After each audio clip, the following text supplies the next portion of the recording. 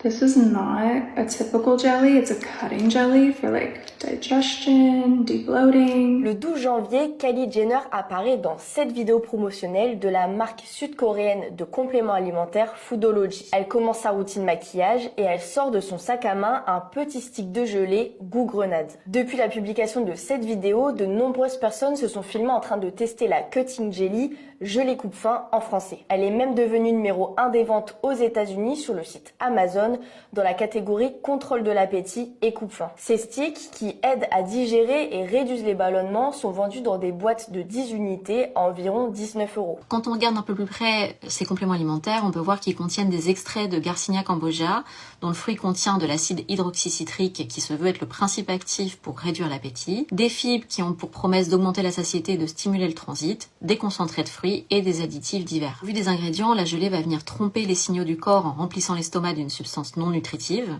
et en diminuant la sensation de faim. Elle va aussi accélérer le transit, ce qui, en dehors des risques pour la santé, n'a aucun impact sur le poids.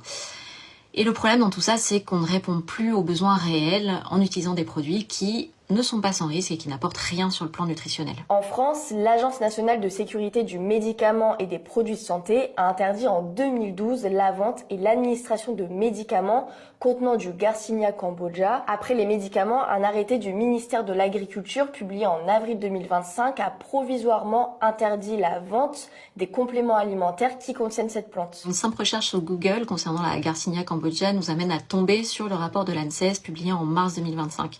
L'Agence nationale de sécurité sanitaire de l'alimentation, de l'environnement et du travail recommande ainsi pour l'ensemble de la population de ne pas consommer les compléments alimentaires à base de Garcinia cambogia. Cet avis mettait effectivement en évidence des effets indésirables graves comme une toxicité hépatique, mais aussi l'apparition de troubles psychiatriques ou des atteintes cardiovasculaires associées à la consommation de compléments alimentaires contenant cette plante, notamment en raison de la présence d'acide hydroxycitrique. L'efficacité pour la perte de poids n'est pas prouvée d'un point de vue scientifique, mais les risques, eux, sont bien réels et à prendre en compte. Ce n'est pas une simple tendance, mais un phénomène qui peut s'avérer très dangereux pour la santé. Au total, 38 signalements d'effets indésirables liés à des compléments alimentaires contenant la plante Garcinia cambogia ont été déclarés à l'ANSES entre 2009 et mars 2024. Aux États-Unis, la réglementation n'est pas la même. La plante Garcinia cambogia est autorisée. Mais en 2009, la Food and Drug Administration a demandé le retrait de cette plante dans certaines préparations comme l'hydroxycut, un brûleur de graisse qui était à l'époque le plus vendu du pays. En plus de sa composition, c'est la popularité de cette gelée coupe-faim qui inquiète certains professionnels de santé. Quel public est visé par ces produits?